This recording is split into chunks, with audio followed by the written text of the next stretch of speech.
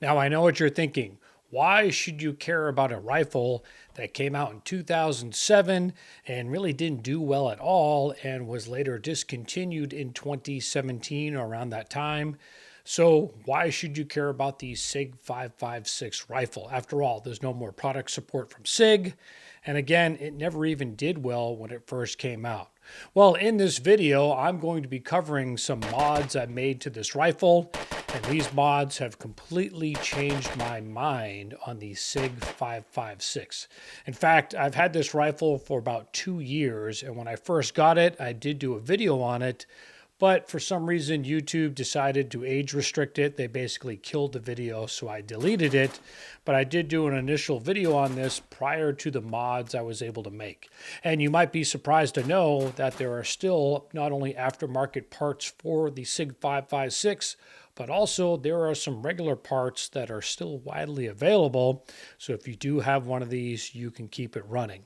So let's get into the mods I made on this rifle and really why I think in 2025, you ought to seriously consider getting your own SIG 556. So let's get into that right now.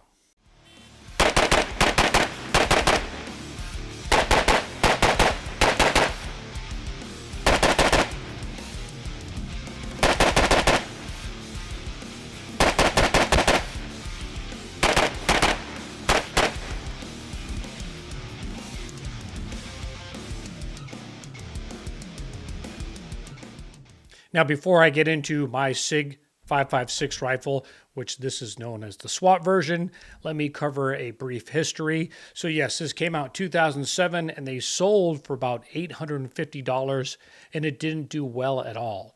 If you look back in 2007, $850 in today's money is about $1,300.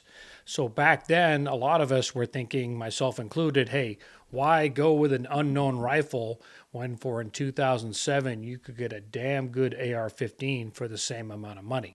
All right, here is my SIG 556 SWAT version with the quad rail. Now, before I talk about the modifications I made to this rifle, let's just go over it, kind of basically what it is. And as many know, it's really an AK-47 on the inside. That's why people call it the Swiss Rolex of the AK world, things like that. It has nicknames, the Rolex AK or Swiss AK. So yeah, inside it's an AK. Outside it has AR-15 style controls, and it has ambidextrous magazine release and a selector lever. And honestly, as a left-handed shooter, I find the mag release a lot more positive than any mag release you're going to find on the ambidextrous AR-15. It's very easy to reach and very positive. And the bolt release, while it does kind of look like an AR-15 bolt release, it does have a little bit of a different angle to it. And I think it's more positive for both left and right-handed shooters.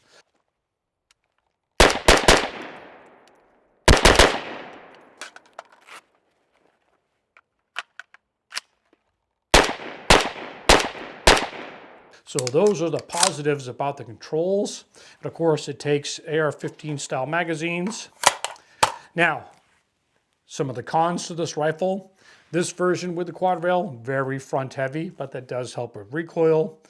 But with the rifle, the selector lever is the worst designed selector lever ever. It's too short and it's positioned where it's very hard to reach. If I was a righty, it's kind of manageable, but as a lefty, especially with the hinge of the stock being right here, very hard to reach. And as you can see, I have an aftermarket one on here. Now, thanks to Henry over at 9-Hole Reviews, he's hooked me up with Pierce Precision Engineering, and they offer some aftermarket upgrades, and they are the upgrades I needed. This felt slightly over-gassed, and it does have 2 settings on the original gas regulator, I believe, but both of them felt over-gassed. Pierce Precision Engineering, they offer a 6-position gas regulator, so I was able to tune this, cut the gas just a little bit more softer shooting, and of course they offer this aftermarket selector lever. Now at the time they offered both a left and right side one for lefties or righties. Looking at their website right now, they only offer a left side one for right-handed shooters. I don't know if they'll be making some more for the right side of the gun, but it's made it a lot more easier to find and hit that selector lever. It's still gonna break my grip for the high ready, but low ready, definitely a lot more positive. So I'm glad they came out with that. And I can't overstate enough, getting that newer gas regulator has toned down the felt recoil. And I was like, hey, let me take it a step farther. Let me put a comp on here or a muzzle brake. This one is the Furfran's. I rock Furfran's muzzle brakes on all my AR-15s. I think as far as performance, it does a great job and it's not too loud and gassy. So with the muzzle brake, the adjustable gas now, or the tuned gas regulator, this basically has zero recoil, as you may have seen in range footage. This thing completely flies out of the range. Now, one thing I can't change is the trigger. It's very spongy, and I've adjusted it as far as I can adjust it. So let me take this out. Let me rack it. It's a very spongy trigger. It does break light though, so at least that's good, but I've adjusted it as far as I can go. So those are the mods I made with aftermarket parts. Again, updated the gas regulator, changed it out to a full-blown comp, and I put a more practical selector lever on the rifle. So yes, changing out the gas regulator to tune the gas, adding on this muzzle brake really helps this gun settle, and this thing flies on the range. But how do we quantify in measuring, hey, how much this has helped this rifle settle in being a more shootable rifle? Well, one thing I've done a lot on my channel with a lot of different firearms over the years is I've shot my 9-shot drill. Now, this drill consists of 3 targets. You're going to shoot them 3 times each from about 5 yards, starting on the center target first. That way it forces you to drive the gun from target to target. And the par time for this drill is you want 3 seconds or under a totally clean run. And I've done it over the years with various rifles, and I do it 3 times each, and I take my best run out of the 3. In fact, when I first got this rifle, I shot the 9-shot drill in its stock form to see just how well this would settle against other rifles I own. But for this video, after I made these mods, I took it out to the range and I shot the 9-shot drill. We're going to cut to the range footage and we're going to take my best run out of the 3 runs.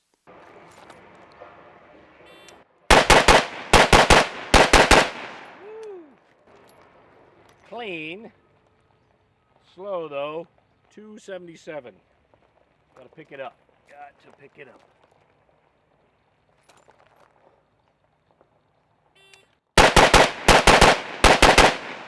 Ah, that's a lot better. 1 on the line, but I'm still clean. 253. All right, last one.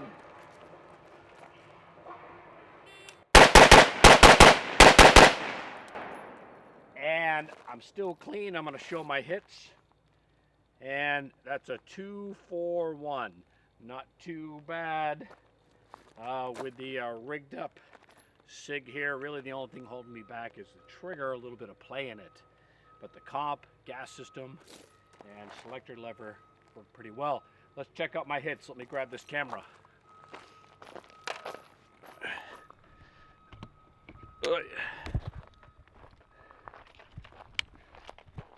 Alright, let's get in focus here.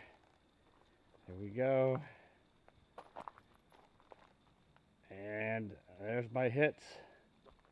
So my best run out of the 3 was a 241 clean. And how does this stack up to this gun when I got it in its original form? Well, my best run was a 265. So to me, that's pretty substantial. And I know you're thinking, hey, 241 versus 265, it's not a big difference. But let's say you compare it to a rifle in a gun match. That was only 9 rounds. So in your typical gun match, whether it's 2-gun or 3-gun, it's about a 32-round stage. So 9 rounds versus 32 rounds, this would come out a few seconds ahead if we were just probably judging it against speed and being able to settle shots. And then your typical match is about 5 stages. So really in this rigged up form right here with the mods versus a stock SIG 5.56, you're going to be 2 or 3 seconds faster per stage just because the gun settles at a 5-stage match. You could quite possibly be 10 to 12 seconds ahead based on the modifications, which in competitive shooting 10 to 12 seconds is huge in a gun match. So the modifications have truly worked out in getting this rifle super smooth. So yeah, 241 against a 265, but how does this stack up to other guns that I've shot in the past? Well, I've shot it against a stock AR, I've shot it against a Tavor, I've shot it against an AR with a tuned gas system, and you can see the numbers right here as far as my 9-shot drill times. But one thing that completely surprised me is, yes, this was a 241. And behind me on the wall is my race-ready M90, and that's the rifle I've been running in matches for about the last 2 years or so. I've got it completely raced up and rigged out to go against ARs. And I haven't shot a gun match in probably a year, but when I do shoot matches, I've done extremely well with that M90.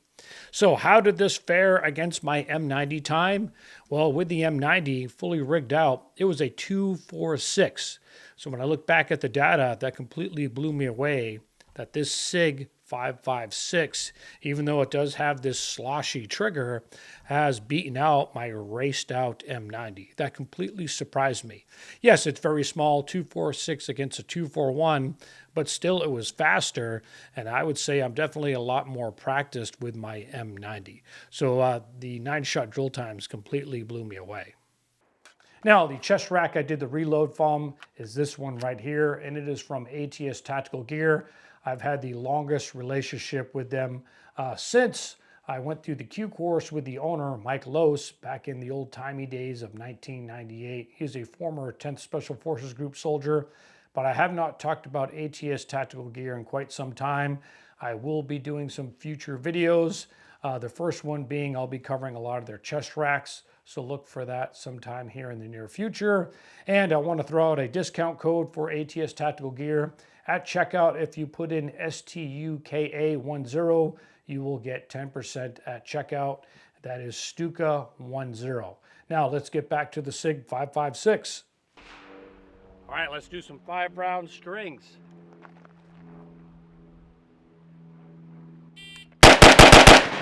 Woo! It's a 1-2-1.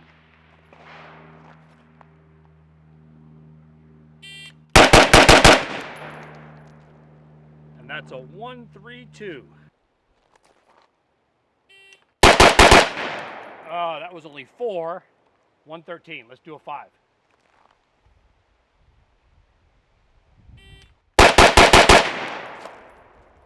One, 4, 3. Let's do one last one.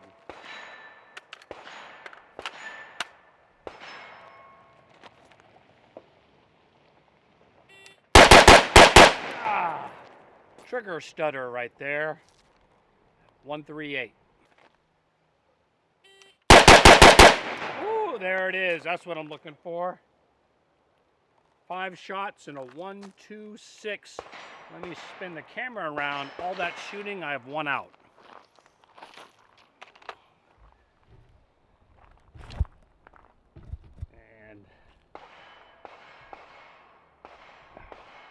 Now, with regards to spare parts availability, actually there are still spare parts out there. You're not going to find them through SIG, but through third-party vendors. And this model right here, again, it was pristine when I got it, but it was missing its original front sight. I took off the rear diopter sight just because this optic sits so low. It was actually in the way, so I'm relying on the backup flip-up sight if I need it. But my rifle was missing the original front sight. Well, Samson Manufacturing, they make a SIG 556 style sight that fits flush and is the proper height for the iron sights. In fact, they still offer some versions of their quad rail for the SIG 556 Patrol. So there's still some companies out there making just standard accessories. And as far as spare parts, there's one place called Gatewood Supply Company where they have a long list of spare SIG 556 parts. Now, it's not a never-ending list, and I'm sure as time goes on, there's going to be fewer and fewer spare parts out there, but spare parts do exist at this moment. Now, there are some things I still would like to change on this rifle. The trigger is very sloshy. It breaks pretty light. I've adjusted it as far as it can go. And if I could get this trigger a little bit more crisper, I bet you I could get a 9-shot drill around the 2.3 mark, which would be insane. So if anybody knows any tips or tricks on how to clean up this trigger more, I've adjusted it as far as it can go from the factory. Sloshy, but it does break light. The other critique of at least this version is this quad rail is so heavy. This gun is so front heavy. So I would say it doesn't point as fast as I would like it to. I think I'd honestly like to try a classic version with the lighter weight military style plastic handguard. But yeah, those are two things I would like to kind of change on this rifle. Maybe I'll go out and I'll buy a second one now that this one is so much fun to shoot. So if you're looking for something other than an AR-15 to get your shoot on with, because honestly, I joined the Army when I was 18. I served 26 years in the military. So a career of shooting M4s and Mark 18s, and I've been shooting AR-15s forever in competitive shooting. That is one reason why I went to the M90, just to challenge myself and shoot something different. And really, that was the initial reason why I purchased this rifle also. But the shootability factor in its standard form just really wasn't that high. So I was like, well, it's kind of a collectible novelty now. But honestly, with these simple modifications of replacing the gas regulator, putting on a better selector lever, and of course putting a comp on here, I see this rifle in a completely new light. Now, it's not tactical by any means. I have this rigged up for speed, but it's proving to be a very fast and fun setup. Now, I haven't shot a gun match in forever, but the next time I do, I'm going to take this out and I'm going to run it against rigged up, raced out AR-15s. And honestly, I think I'll do pretty well. And even if I don't, I'm going to look super cool rocking a SIG 5.56 in a gun match because you never see them. But bottom line, what do I think about the SIG 5.56? Should you get one in 2025? I'm going to say hell yes. This truly flies out on the range. It's very fun to shoot. And I'm actually considering, hey, maybe I should get a second one so I can beat two rifles down. Now, my plan is to give all my rifles to my kids when I finally cross over to that next astral plane. But rifles are for shooting. I completely understand I'm probably devaluing the collectability price of this rifle by 20 cents per round that I shoot. But again, rifles for shooting, and when my kids do get this rifle, I plan on giving it to them completely worn out and beat down, basically useless by that point because guns are for shooting. So there it is, SIG 5.56, a definite yes for 2025. Now, as always, hopefully you found this video entertaining and informative. I'm Jeff Gerwich. Thanks for watching.